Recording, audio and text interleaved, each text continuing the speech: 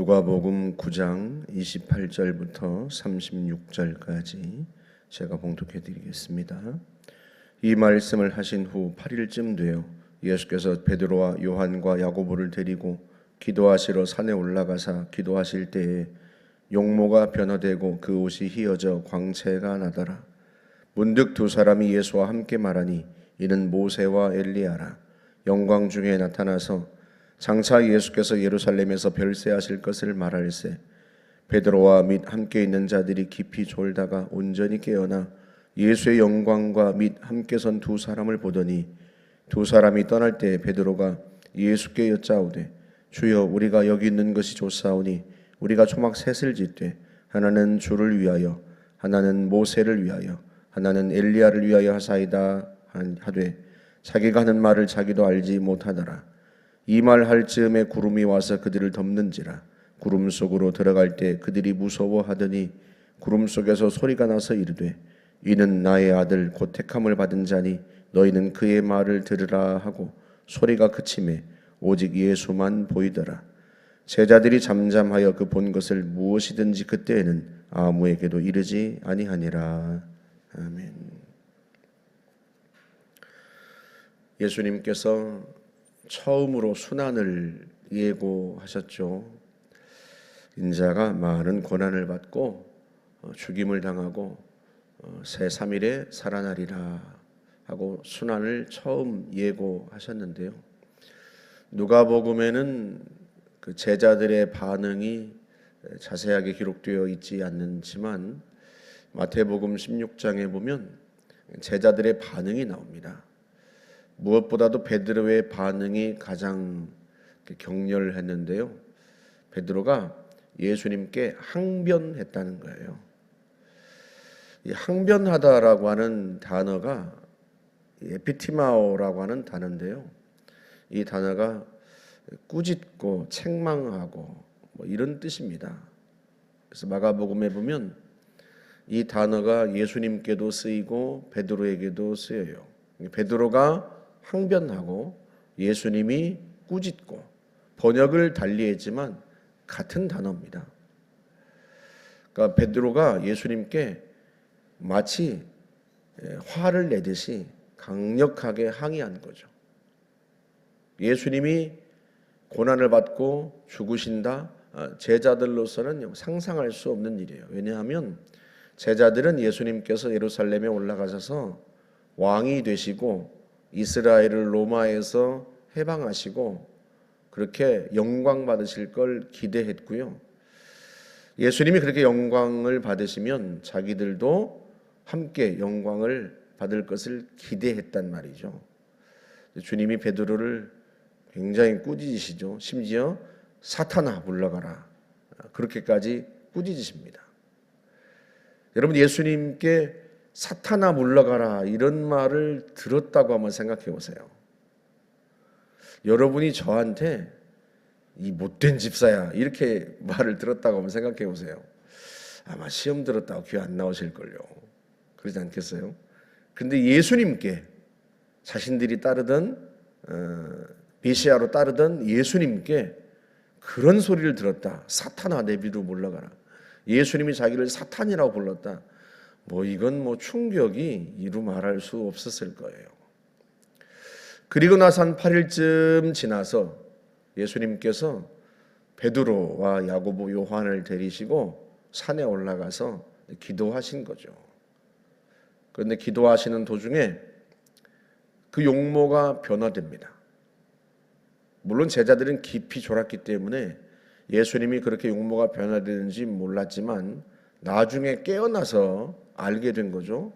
예수님이 용모가 변화되시고 그리고 모세와 엘리야가 나타나서 예수님과 대화를 나누는데 베드로가 뒤늦게 깨어나 가지고 그 광경을 보게 된 거예요. 주님과 모세와 엘리야가 무엇에 대해서 얘기해요? 예루살렘에서 별세하실 것, 고난당하실 것, 그것에 관하여 이야기합니다. 예수님께서 이 가운데 하나님의 나라를 볼 자들도 있느니라 하고 말씀하셨단 말이죠. 그렇게 말씀하시고 나서 8일쯤 지나서 이 광경이 펼쳐진 거예요. 그러니까 주님께서 베드로와 야고보, 요한을 하나님의 나라로 인도하신 거죠. 예수님의 용모가 변화되고 모세와 엘리야가 나타났다. 이건 장소가 바뀐 거예요. 모세와 엘리야는 어디 있는 사람들이에요? 하나님의 나라에 있는 사람들이에요. 더군다나 모세는 이스라엘 백성들에게 율법을 전해준 사람이고요. 엘리야는 선지자의 대표입니다. 그래서 모세와 엘리야가 나타났다는 것은 구약 성경을 의미해요. 구약 성경. 실제로 예수님께서 구약을 말씀하실 때 율법과 선지자 이렇게 말씀하세요. 마태복음 7장에서도 산상수훈에서 말씀하실 때 7장 12절에 남에게 대접을 받고자 하는 대로 남을 대접하라 하고 말씀하실 때 이것이 율법과 선지자니라 이렇게 말씀하세요. 주님이 말씀하신 그 말씀이 율법과 선지자, 구약 성경의 핵심이다 이렇게 말씀하시는 거예요. 마태복음 22장에서도 가장 큰 계명에 대해서 말씀하실 때 하나님을 사랑하고 이웃을 사랑하고 이게 율법과 선지자의 강령이다 이렇게 말씀하세요. 율법과 선지자는 구약 성경을 말할 때 했던 말씀들입니다. 그런데 그 율법의 대표는 모세고 선지자의 대표는 엘리야고 그 두 사람이 나타나서 예수님과 대화를 나누는데요. 무엇에 대해서? 별세하실 것에 대해서. 구약 성경의 완성이 무엇이다? 예수님의 십자가 죽음 그리고 부활.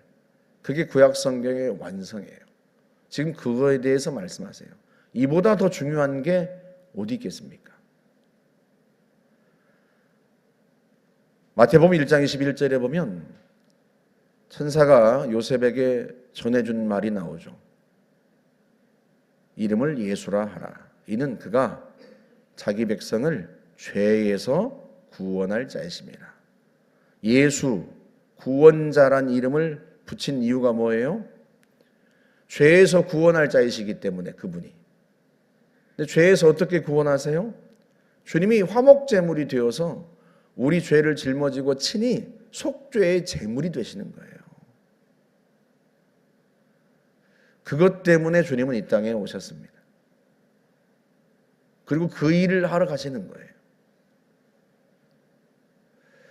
로마서 4장 25절에 보면 예수는 우리의 범죄함을 위하여 내어줌이 되고 우리를 의롭다 하시기 위하여 살아나셨느니라 하고 말씀합니다. 주님은 우리의 범죄 때문에요. 그 죄를 대신 짊어지고 속죄의 제물이 되시기 위하여 이 땅에 오셨어요. 그게 주님이 오신 이유입니다. 그게 주님께는 가장 중요한 일이고요. 그게 하나님의 일이에요. 예수님이 베드로를 꾸짖으실 때 했던 말씀이 그겁니다. 네가 하나님의 일을 생각하지 아니하고 도리어 사람의 일을 생각하는도다. 하나님의 일은 뭐예요? 우리를 구원하시는 거예요. 무엇을 통해서? 예수님이 속죄의 제물이 되시는 걸 통해서. 그게 하나님의 일입니다. 사람의 일은, 베드로가 생각하는 사람의 일은 뭐예요? 예수님이 왕이 되시는 거예요. 자기들도 그 영광을 함께 누리는 것이고. 주님은 베드로와 야고보, 요한을 데리시고 산에 올라가셔서 그 용모가 변화되시고 마치 하나님의 나라에 온 것처럼 그렇게 모습이 변화된 거예요. 하나님의 나라에 있는 모세와 엘리야가 나타나고 예수님이 하나님의 나라에 계신 것처럼 그렇게 용모가 변화되어서 하나님 나라에서 지금 가장 중요한 게 무엇인가? 그게 바로 십자가의 고난이다. 그걸 지금 말씀하고 계신 것이고요. 베드로에게 그걸 이해시키는 거예요. 이해시켜. 여러분 한번 생각해 보세요. 예수님께서 굳이 베드로에게 구구절절 설명하고 베드로를 이해시킬 필요가 있겠습니까? 그럴 필요가 없어요. 그런데 주님이 베드로를 얼마나 사랑하시는지 굳이 산에 올라가셔서 용모가 변화되시면서까지 모세와 엘리야, 구약 성경을 대표하는 두 사람이 나타나서 함께 별세에 대해서 이야기할 정도로 그렇게 제자들을 이해시키고 또 설명하고 있는 거죠. 심지어 누구까지 그렇게 말씀하세요? 성부 하나님까지 구름 속에서 그들에게 말씀하시죠. 이는 내 사랑하는 아들이다. 내가 택한 자다. 그러니 너희는 그의 말을 들으라. 하나님께서 우리를 설득하고 이해시킬 이유가 뭐가 있겠습니까?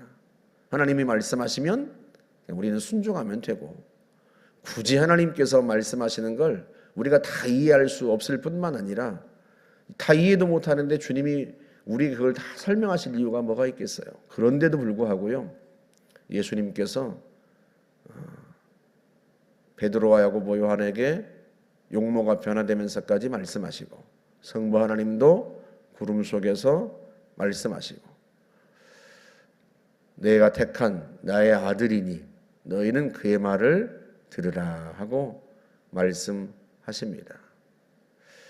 주님이 우리를 대하시는 게요, 참 얼마나 놀랍고 또 얼마나 한편으로는 감사한지. 주님은 진리이시고요, 우리는 잘 몰라요. 주님이 하시면 돼요. 주님은 자기 길을 가시면 되고, 주님은 말씀하시면 되고. 그런데 주님이요, 굳이 그걸 설명하시고 이해시키시고 말씀하시고, 그만큼 주님은 우리를 배려하시고 우리에게 은혜를 베푸시는 거예요. 은혜를. 이 얼마나 감사한 일입니까?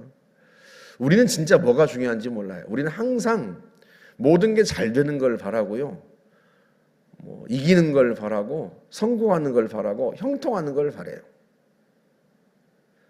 그런데 여러분 한번 생각해 보세요. 이기고 형통하고 잘 되는 게 그게 사는 길입니까? 꼭 그것만이 사는 길입니까? 이게 그렇지가 않아요. 사람이 성장하고 성숙하는 데는요, 고난이 필요하고 시련이 필요하고 연단이 필요해요. 어른들도 흔히 애들이 아프면 야, 크려고 그러나 보다 그런 말 하잖아요. 아유, 아프고 나더니 그냥 쑥 컸구나 그러시잖아요. 참 어른들의 이 말 속에는 참 진리가 담겨 있어요. 자신들의 인생이 담겨 있는 거죠. 자신들도 고난과 역경 속에서 성장하고 성숙한 거, 인생을 돌아보니 그런 거예요. 아프고 나니 성숙했구나, 그런 거예요. 인생이 잘 되는 것만이 우리가 잘 가는 길이다, 그러면 얼마나 좋겠어요. 성공하고 합격하고 실패도 안 하고 한 번도 떨어지지도 않고 모든 게 한 번 시도하면 다 성공해버리고 다 형통하고 그것만 잘 되는 길이다, 그러면 얼마나 좋겠어요. 인간이 참 연약하고 무지해서요, 그러지를 못해요. 잘 되는 사람들을 보면 우리가 항상 마음에 염려가 있습니다. 겸손해야 되는데, 그런 생각을 해요. 그러잖아요. 아이들도 잘 되면 부모가 그러잖아요. 겸손해야 된다, 교만하면 안 된다, 그렇게 권면하지 않습니까? 잘 되는 건 좋고 축하할 일인데 겸손해야 된다. 그런데 그렇던가요? 잘 그렇지를 못해요. 예수님께서 이스라엘의 왕이 되시고 그냥 그렇게 제자들도 영광을 받고 그러면 그걸로 모든 게 다 해결되면 얼마나 좋겠어요. 그런데 주님이 죽으러 가십니다.